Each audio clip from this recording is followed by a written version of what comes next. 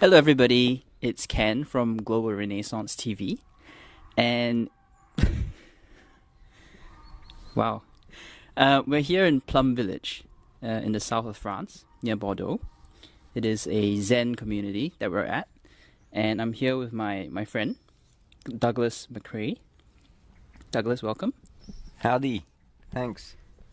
So this is a rather interesting interview because it's, I suppose, the start of my series of interviews where I'll be interviewing Singaporeans who lead, shall we say, alternative lives. But I suppose, Doug, you don't think of yourself as a Singaporean, even though you were born in Singapore, right? Yeah, born in Singapore and proud to be a Singaporean. Do you have a Singaporean passport? No. Well, actually, yeah. According to the Singapore government, I'm still a Singapore citizen. If you're born a Singapore citizen, you're always a Singapore citizen. There's no way. I thought when I was like 12 years old, I thought I'd given my Singapore passport back. Mm-hmm. But now, recently, I found that actually I'm still considered a Singapore citizen, and you're not allowed to give back your Singapore citizenship. You're always a Singaporean. Did you serve military service? No. And that's how I found out that I was still a Singapore citizen, because recently I wanted to go back and visit Singapore because my mother had decided, we were living in France, right? And Mm-hmm. my mother decided to go back to live in Malaysia, where she was born. And so me and my son, we were going to go with her, and visit Asia, Southeast Asia and stuff. And I thought I'd like to go back and see Singapore, this fantastic place that I've seen on TV, seen in the magazines. It's supposed to be this city which is like no other. It's like a green New York, like a clean Hong Kong, Actually, Doug, let's back up a little bit here, Yeah. because the viewers are probably getting confused. Yeah. Why am I interviewing this guy? Right.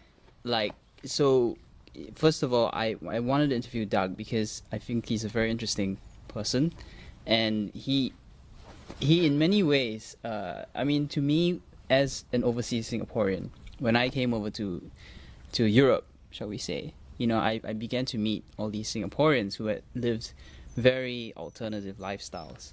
Really? And just to summarize what I know of Doug, Doug at a very early age left Singapore.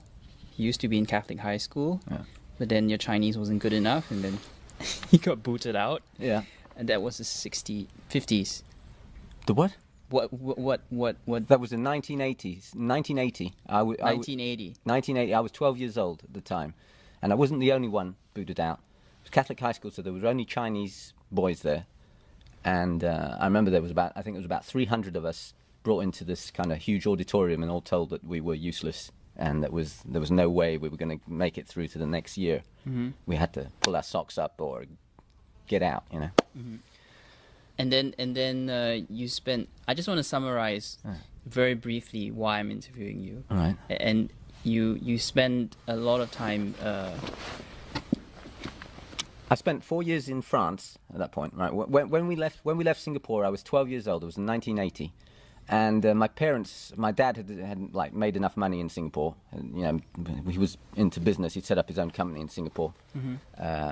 Was it offshore oil tanker repair business? And he'd done very well out of that. But that was all over. He'd made enough money, and he'd had enough. And he wanted to go back to Europe, where he was, because my dad is like Scottish, right? Mm-hmm. MacRae Smith.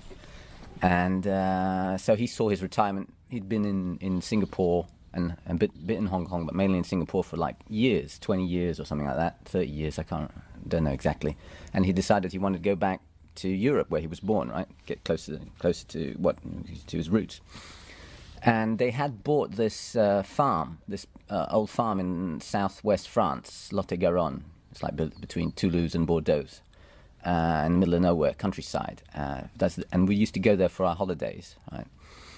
I used to come to France, fly to France from Singapore, and we'd spend like 6 months on this farm. And so he decided that he was going to go and move there and live there permanently on this farm in France, in the middle of the countryside. Total opposite of Singapore, basically. No business, just countryside. And so I was given the choice, seeing as at this time I was being booted out of Catholic high school as well, this seemed like a perfect point to, for the family to make a change. He'd stopped his business. I was in a kind of transition period at school. And so I was given a choice. He said, either you come to France with us, you learn French, and you go to school in France and live with us there, like a French kid, or you go to, the other choice was being sent to his old school, public school which is actually private school, of course, public school in England, his old school, Cranley. So I could either go and live at school in England or live with them in France, right? And for me, in my mind, I was a very kind of confident, adventurous kind of child in those days, right? This is you at 16. No, 12 years old. 12 years old, full of confidence, good family. My parents loved me. I was the only child, brought up spoilt and all the rest of it, and full of confidence. No difficulties in life, and I wanted adventure. And so going to Europe, I thought to myself, well, I've got a British passport because I was born in Singapore, had the Singapore passport, but because my dad was British, I could have, well, he was dual nationality or whatever. I could have a British passport. So in order to leave the country, leave Singapore, I had to change my nationality, because if not, I'd have to put down a huge lump sum deposit because of national service, like you're saying. So that when I had to come back, do national service, and they give me back the money, right? So to avoid all that, we just said, right, I'm just going to become British. Gave back my Singapore passport, became British, and I said, right, seeing as I'm British, I will go to England one point. I feel they're my roots, right? Actually, when I remember in Singapore, I felt more European than Chinese, right? I'd go to Catholic high school, be only with Chinese boys, but I'd be speaking English all the time. All my friends at home, my neighbours, they were all Australians, Swedish, right. So and all. you hung out with the expat crowd. Right, yeah. And so I felt kind of like a pull to England, but I didn't want to go there straight away because I knew I'd be going there. So I wanted more. I wanted to see France as well. And so this thing about learning French and all the rest, no problem. So I learned French. Well, I took 2 months or something at the Alliance Française in Singapore.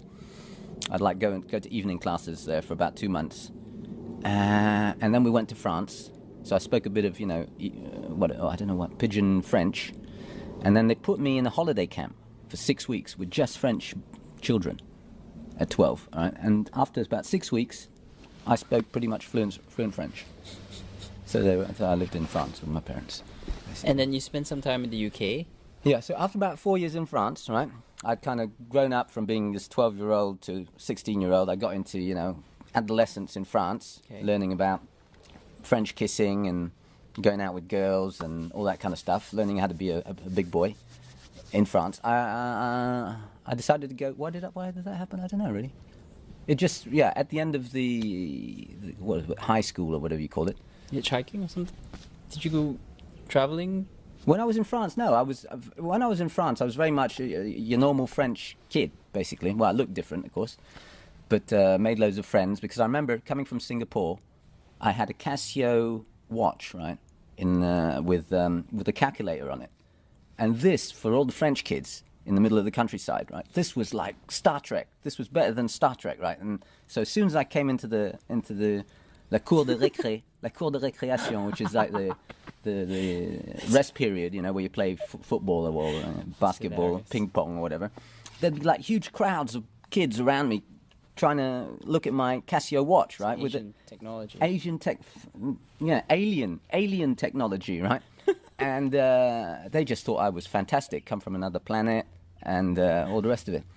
So I made loads of friends, got into that big time, and kind of did all right. Did pretty good at school. For example, in French class, I was like la moyenne. I was like average, right? There were guys worse than me in French class, right? So school was okay.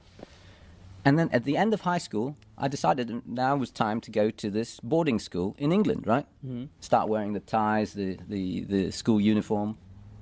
Okay. Well, which was actually in Singapore. I remember there was a kind of a school uniform as well. Yeah. Do you want to talk about drugs? Drugs. So how did that happen? Right, drugs. Now the thing is, right, seeing as I was in France, I'd kind of learned to be a bit of a bad boy, slightly a bad boy, not too much, but we'd be like, unfortunately, like at the age of like 15, 16, so smoking cigarettes and a little bit of, there might have been a little bit of pot at that time, I'm not sure, but I know that there were friends of mine who were really dodgy, right? We were only 16 or whatever, 15, and they were like, I think they were sniffing glue and stuff like that, and I wasn't actually doing that, but I was in that kind of crowd, right? And so when I went to England, this boarding school, this was really kind of, for me, it was like really tight ass, tie up to here, girls in separate dormitories or whatever. This is Cranley School, yeah, in Surrey. Or was it Sussex? Surrey, I think it was. And no smoking, very rigid, strict rules. I think caning had only just stopped right at that point when I got there. In fact, caning was probably still allowed in public schools, in private schools. And everything was very strict, very regulated.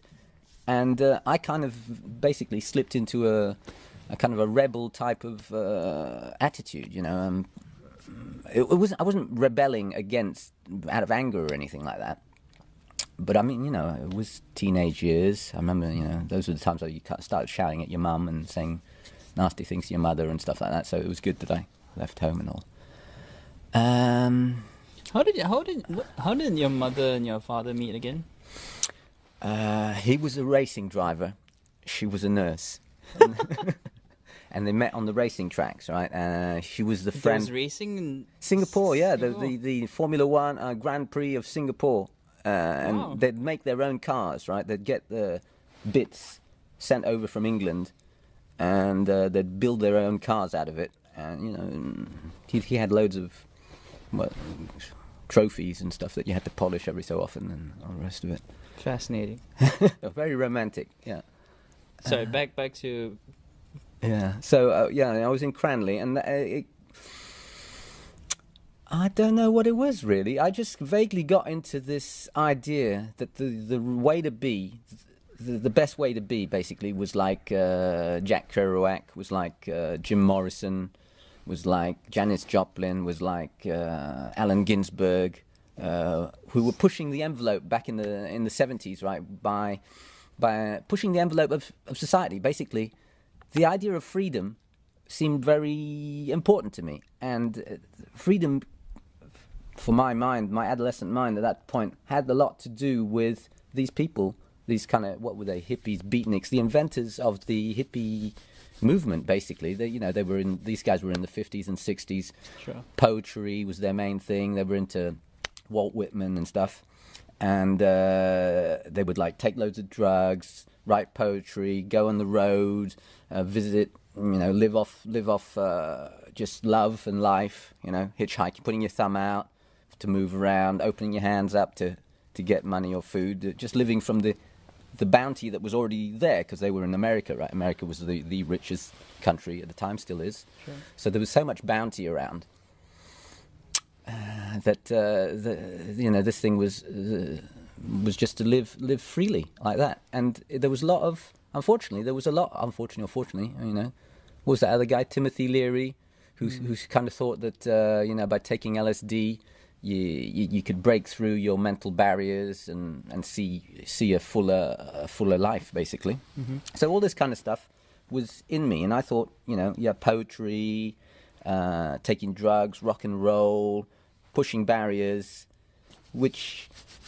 I suppose isn't that strange didn't seem that strange to me at the time. Seemed kind of vaguely normal. I might have been pushing it slightly more than most folk, but my age. But when you are that age, and when the hippie period, the 70s, had already been and gone, it kind of seemed natural, And even now, what are we now in year 2000? It's become pretty much mainstream. I'm not saying it's good, but for example, all these kids, we're back in the countryside now. We're in France. Kids in the countryside here, 17-year-old kids, about in Lot-et-Garonne, where we are now. All of them have smoked pot. Like 70% are smoking pot regularly. Mm-hmm. This is bad for their mental development or whatever. Mm-hmm. But I was doing the same probably. But it's kind of become mainstream, you know, to live in trucks, to live in a tent, to live in a teepee. This is happening all over the place now. It's kind of become vaguely normal. Let's come back to you, I guess, because we can go so many directions with this. And maybe we want to flesh out a little bit of, like, I guess, recovery. You know, like, what was that process like? I mean, you're pretty serious into it, right? You telling me that you were hiding in your garden. Ah, right. Yes. One time. So yeah, okay. So I was at the school, getting vaguely into drugs and being a rowdy teenager, basically. Mm-hmm. The change kind of happened when I went to university. Right. When I went to university, it was just more of the same, basically. I became a vegetarian. I started traveling a lot. Right. We'd go, like, one of the main places. Well, we went to Morocco, hitchhiked to Morocco, which was quite a struggle, actually. But also the main thing was India. Going to India was like a bit like, reminded me of LSD, actually, but there was no drugs involved, of course. And I also started squatting, which is basically finding a house that no one's using, and it's usually a rundown house. You can tell because the windows are all boarded up or whatever. Okay. And we did this because we had no money, right? Because we were like students. Still with done no in money. The UK, huh? It's still done in the UK. Yeah, apparently it's getting harder and harder. But anyway, at the time, you just find the house which is all boarded up, find a way to get in there, and once you were inside and put a new lock on the door, it was yours. No one could throw you out, right? Unless they could, they could throw you out by going to court and saying, "I want to use the house. It's my house," and so then you'd have to leave. But that's kind of a long process, you know. We could be in the house easily for like 6 months, you know. And so I started living with a bunch of artists, like 20, travelers. I'm probably around about 20 years old, 17, 18, 19, 20. This lasted about 6 years, 6 or 7 years, where there was basically just more and more drugs, more and more partying. Partying became a way of life, right? The attitude at the time, this was like, they called it the summer of love, and then there'd be another summer of love, which was basically the rave scene. And so from just smoking a bit of dope and cigarettes, what have you, and drinking a few cans of beer, it would be suddenly we were into the scene, the rave scene, would push the other barrier as far as it would go: poetry, art, you know, painting, sculpture, living living our life as if our life was a kind of an art form. You know, I would change our house. When we move into a house, we'd kind of like sculpt it, change it from the outside, inside. You could see that something creative was happening here. Mm-hmm. Seemed important. And then we got into this rave scene, which was like every weekend we'd be out for 3 or 4 days in the countryside somewhere. We'd take over a field, or we'd take over an abandoned factory in town, in the city somewhere, and we'd like party for 3 or 4 days. And we'd just live there. I don't know how we did it now. It was all mainly drug fueled, right? It was all, this music would be going all the time. Boom, boom, boom. And we'd be taking like LSD, we'd be taking like ecstasy. So there was basically too much drugs. Too much drugs. But I did want to say one thing about LSD though. And these drugs, all of these drugs. They're all, for example, I was saying like for a young person to be smoking dope every day or regularly is gonna slow down their mental development, right? The IQ of the average French person now, I think, is going to start going down. It has been going up in the world, right? Since the 80s, the IQ of people my age, your age, is always been going up, right? From their parents. Mm-hmm. The IQ has been rising, and I'm thinking now, looking at the scene here, that it's probably going to slow down a bit, right? Because of the mental development. When you're smoking drugs, taking drugs, whatever, it's going to slow you down. But on the other hand, THC from dope does kind of make your imagination, free up your imagination. And sometimes you can even get to stages where you think you can understood quite deep philosophical concepps. Because when you've been smoking, it frees up your imagination and your understanding, frees your mind up to understand things. But I'm not. You probably will have forgotten it in the next a few days. Unfortunately, it's quite doesn't last long. And then LSD, acid, right, which Timothy Leary was talking about. You take that, or magic mushrooms, which is kind of same thing. That also frees up your senses. Suddenly things seem alive, colors seem brighter, your normal barriers of understanding do fall apart, and you see things differently, right? So this is a mental work that is happening, right? And then there's the other one that they took a lot of, which was ecstasy, which basically means love.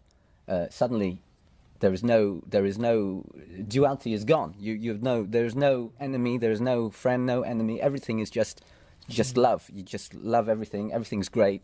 You want to hug people. You want to be. We're just one big happy family, right? Mm-hmm. So, and this is freeing up your heart, right? But unfortunately, of course, the next day you're not feeling good. It closes down. But they are doing things to you. There is a karma involved. But unfortunately, with all these things, with vitamin C or with too much orange juice, too much of anything is gonna have a bad effect. And drugs is strong stuff. So I took too much for too long. Right, this lasted for about 6 years, and I had a mental breakdown. I remember it was at a rave somewhere in the countryside, and I had to. At some point, I'd taken. I don't know what it was. Somebody had given me something, and I felt really. Basically, I lost it. I became completely paranoid. Everything that I heard was actually the opposite of ecstasy, right? The opposite of love. Everything was fear. Fear. But there's two sides to everything, because even the THC from smoking dope, you get a bit of paranoia.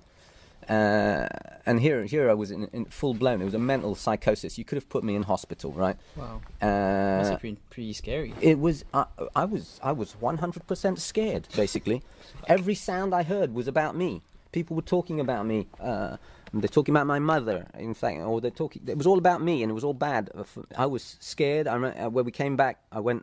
We had a house at that point that I was renting at that point. Selling drugs, growing drugs in it, and selling drugs. I was living drugs 100%. It was too much. So I remember I lived in the bottom of my garden in a little tool shed for about 2 weeks, and my people sharing the house would come out and go, "Doug, are you all right, man?" And what saved me basically was that they weren't afraid of me, right? So they didn't have to call up anyone to take me away, right? I wasn't a scary mad person. I was just, very timid. I was like a little mouse hiding in a corner. So they, they were my friends. They weren't afraid of me. So they just kind of vaguely must have looked after me a little bit. And actually, at this point, in the middle of this, I don't know if this is going to be of any interest to anyone, but at that point, that was the first time I actually found a calm center in my life. And looking back at it, it felt like the eye of the hurricane. Mm-hmm. There was this mental kind of whirling going around. Everything I saw through my psychosis, right? And at the same time, all these things were flying past me, like a whirlwind. I found at that point a very, very calm spot, where the person watching, I was watching, and this person watching was very, very calm and had no judgment of all this. He just looked at it and he went, "Wow, this is really, you've really lost it." Because you put it to the extreme. The extreme. In this storm, the calm seemed so apparent. And that was the first time, I think.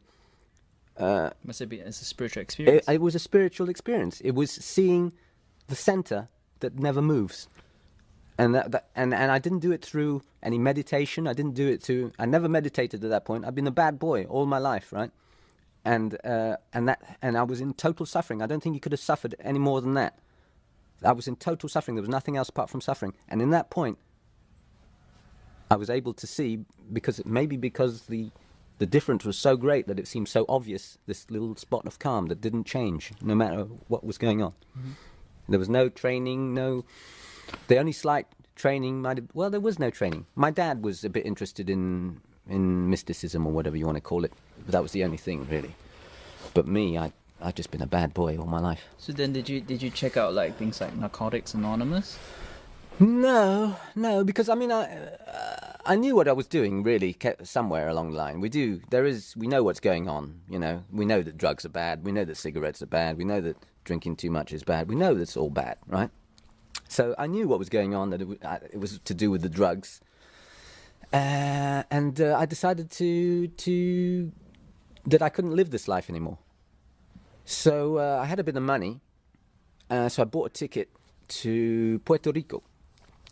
And I went and lived on the beach there for about 2 months in a little hotel by the beach. And I thought I'd learn how to surf, you know. So it was more like fresh air and, you know, whales, turtles, and coconut trees. What did your parents think of all of this? They didn't know what was happening at this point, right?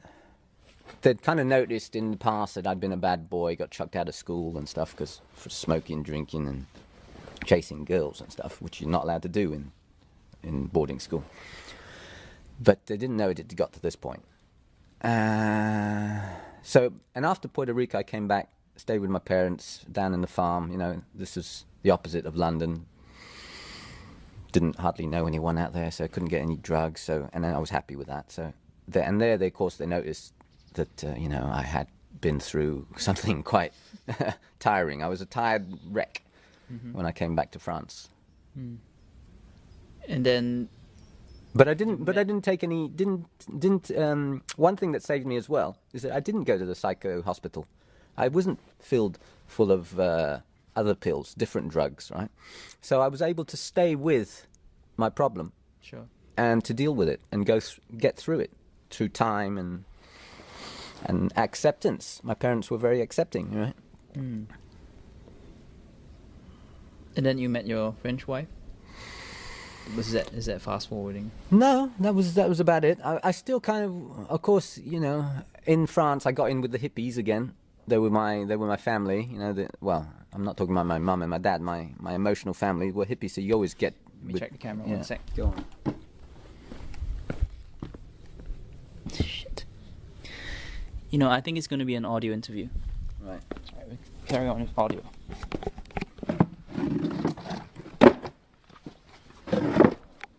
So got in with the hippies again, right? As usual, they were my emotional family, and so there was still a bit of THC around, a bit of dope, and of course I was still quite young, so I was interested in girls, and so girls, what have you, and got this girl pregnant. She was about your age? She was about 10 years younger than me, probably, or something like that. I was about 28, 29, 30. I was probably say I was about 30, 31 when I became a dad. And she'd already had another child. So I was kind of already a stepdad when we were living together. On this, I had this little kind of ruin that we were doing up, and so yeah, I became a dad. And it was pretty crazy, really, because I only just had about 3 years to get over my madness, to come a little bit back down to earth, get calmed down or what have you, and I was a dad. Don't know what to say about that. That's a very big thing as well, a huge thing. So we get into, basically, this is the life of billions of people on this planet. Actually, we're on this planet, we're suffering, and we're looking for relief, right? We're looking for pleasure, we're looking for happiness. And so I knew I was suffering, right? I mean, I had my problems of paranoia, slight paranoia. It was nothing to do with the psychosis I had before, but it was still there slightly. So I knew I was suffering, and one of the things I'd kind of decided in my mind is I wanted a beautiful girl, a beautiful woman in my life would make me happy, you see. Because I'd been out with a very intelligent woman before, and that had lasted a long time. It was a very good experience. But now I decided that happiness was with a beautiful woman. So I found this beautiful woman, but she was mad. She was beautiful, but she didn't have any. Her mind wasn't so beautiful. And so I was kind of vaguely living. I was living with this woman. She was like man and wife, and we had a child. And I loved her. I decided that this was the woman I wanted to spend my life with. But suddenly, when the child came, I suddenly grew up. I don't know what happened, but there was a turning around in my way of seeing things. My paradigm, my worldview changed, right? Suddenly I was a dad. And although I didn't want to be a dad, I was. And I decided, well, it was decided for me, I decided that I was going to be the best dad I could be. That was the only thing, my way forward in life was to be whatever I was going to be, but do it and do my best. And unfortunately, that meant having to, as far as I could understand, separate from my wife. Because I couldn't look after her and the child, because she was a bit like a child, really. And there you go. So, at this point... Well, having a kid must have been something that you chose to, I guess, ground yourself a little bit. Well, this was very unconscious, because consciously, I've always been against having a child. I want freedom. Freedom to live my life as I see fit, right? To go explore all the frontiers that I can, right? And a child is not, as far as I knew, wasn't that. A child was responsibility. A child was me no longer being the most important person. And the child was looking after someone else and not looking after me anymore. But I learned another lesson here, slowly. Of course, it didn't come straight away, but now looking back, I've been, a dad now, 11 years, 10 years. And looking back, in fact, there's a lesson there. There's a big lesson there. Doing what you have to do. No longer... somehow, the fact of responsibility is I don't know, something's happened. I can't quite explain it. But I'd like to talk about another thing. It's like jogging. Jogging, right, is something that I hated all my life. It's running, right? Running, getting tired, struggling to run, running out of breath, feeling a pain, a kind of physical and mental pain of having to keep going. And it's something that I always avoided as much as possible, right? I didn't mind sports, as long as there was a reason, right? Like putting a ball in a basket or something like that, God knows. But jogging seemed completely with no point whatsoever, right? Just suffering. But now, you get a pleasure out of it. You get a fulfillment out of it. Jogging, there's some, I don't know. I'm trying to explain. Don't know what. Sometimes, the thing that you're running away from, in fact, is what you need.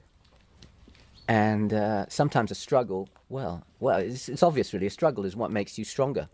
And you become a stronger person, basically. And somehow not thinking about yourself and your own pleasure all the time, frees you up to experience pleasure that's there all the time. So what do you do now for... Well, now I'm a parent. I have been a full-time single parent for 10 years. And I've been doing that pretty much. That's my main thing that I do, really. I also made money by renting out rooms in my house, right, which is a holiday house for English tourists. It was like a swimming pool and rooms and stuff, and they would take the whole house, and I'd go and live in this. I went and I made myself a cave. I dug a little hole in the hillside behind my farm, and lived in a hole.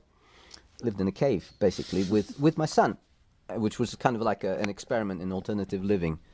But anyway, that'll take too long to explain. Yeah.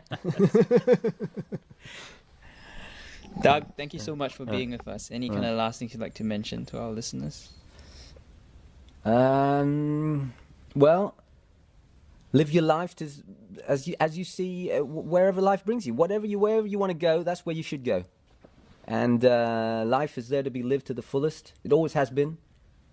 When we were digging for weeds or whatever, roots in the ground, till now there's millions of dollars all over the place flying around, you know. There's no need to fear. Just live life to the fullest. Thank you. Thank you. Either you come to France with us, you learn French, and you go to school in France and live with us there, like a French kid, or you go to the other choice was being sent to his old school, public school which is actually private school, of course, public school in England, his old school, Cranley. So I could either go and live at school in England or live with them in France, right? And for me, in my mind, I was a very kind of confident, adventurous kind of child in those days, right? This is you at 16. No, 12 years old. 12 years old, full of confidence, good family. You know, my parents loved me. I was the only child, you know, brought up spoilt and all the rest of it, and, you know, full of confidence. No difficulties in life, and I wanted adventure. Mm-hmm. And so going to Europe, I thought to myself, well, I've got a British passport, because I was born in Singapore, had the Singapore passport, but because my dad was like British, I could have, well, he was dual nationality or whatever, I could have a British passport. So in order to leave the country, leave Singapore, mm-hmm. I had to change my nationality, because if not, I'd have to put down a huge... And he wanted to go back to Europe, where he was, because my dad is like Scottish, right? Mm-hmm. MacRae Smith. And so he saw his retirement. He'd been in Singapore and a bit in Hong Kong, but mainly in Singapore for like years, 20 years or something like that, 30 years, don't know exactly. And he decided he wanted to go back to Europe, where he was born, right? Get closer to his roots. And they had bought this farm, this old farm in southwest France, Lot-et-Garonne. It's like between Toulouse and Bordeaux, in the middle of nowhere, countryside. And we used to go there for our holidays, right? I used to come to France, fly to France from Singapore. And we'd spend like 6 months on this farm. And so he decided that he was going to go and move there and live there permanently on this farm in France, in the middle of the countryside. Total opposite of Singapore, basically. No business, just countryside. And so I was given the choice, seeing as at this time I was being booted out of Catholic high school as well. This seemed like a perfect point for the family to make a change. He'd stopped his business. I was in a kind of transition period at school. And so I was given a choice. He said, "Hello, everybody. It's Ken from Global Renaissance TV. And wow, we're here in Plum Village, in the south of France, near Bordeaux. It is a Zen community that we're at, and I'm here with my friend Douglas MacRae. Douglas, welcome. Howdy, thanks. So this is a rather interesting interview, because it's, I suppose, the start of my series of interviews, where I'll be interviewing Singaporeans who lead, shall we say, alternative lives. But I suppose, Doug, you don't think of yourself as a Singaporean, even though you were born in Singapore, right? Yeah, born in Singapore, and proud to be a Singaporean. Do you have a Singaporean passport? No. Well, actually, yeah. According to the Singapore government, I'm still a Singapore citizen. If you're born a Singapore citizen, you're always a Singapore citizen. There's no way. I thought when I was like 12 years old, I thought I'd given my Singapore passport back. Mm-hmm. But now, recently, I found that actually I'm still considered a Singapore citizen. And to summarize what I know of Doug, Doug, at a very early age, left Singapore. He used to be in Catholic high school, but then your Chinese wasn't good enough, and then he got booted out. Yeah. And that was the 50s. The what? What? That was in 1980s. 1980. 1980. 1980. I was 12 years old at the time. And I wasn't the only one booted out. It was Catholic high school, so there were only Chinese boys there. And I remember there was about 300 of us brought into this kind of huge auditorium, and all told that we were useless. And there was no way we were going to make it through to the next year. Mm-hmm. We had to pull our socks up or get out, Mm-hmm. And then you spent... I just want to summarize very briefly why I'm interviewing you. All right. And you spend a lot of time... I spent 4 years in France at that point, right? When we left Singapore, I was 12 years old. It was in 1980. And my dad had like made enough money in Singapore. And, he was into business. He'd set up his own company in Singapore. Mm-hmm. Was it offshore oil tanker repair business? And he'd done very well out of that. But that was all over. He'd made enough money, and he'd had enough. You're not allowed to give back your Singapore citizenship. You're always a Singaporean. Did you serve military service? No. And that's how I found out that I was still a Singapore citizen, because recently I wanted to go back and visit Singapore because my mother had decided, we were living in France, right? And my mother decided to go back to live in Malaysia, where she was born. And so me and my son, we were going to go with her, and visit Asia, Southeast Asia and stuff. And I thought I'd like to go back and see Singapore, this fantastic place that I've seen on TV, seen in the magazines. It's supposed to be this city which is like no other. It's like a green New York, like a clean Hong Kong, Actually, Doug, let's back up a little bit here, Yeah. because he was probably getting confused. Yeah. Why am I interviewing this guy? Right. So first of all, I wanted to interview Doug because I think he's a very interesting person, and he in many ways, to me, as an overseas Singaporean, when I came over to Europe, shall we say, I began to meet all these Singaporeans who had lived very alternative lifestyles. Really? And just to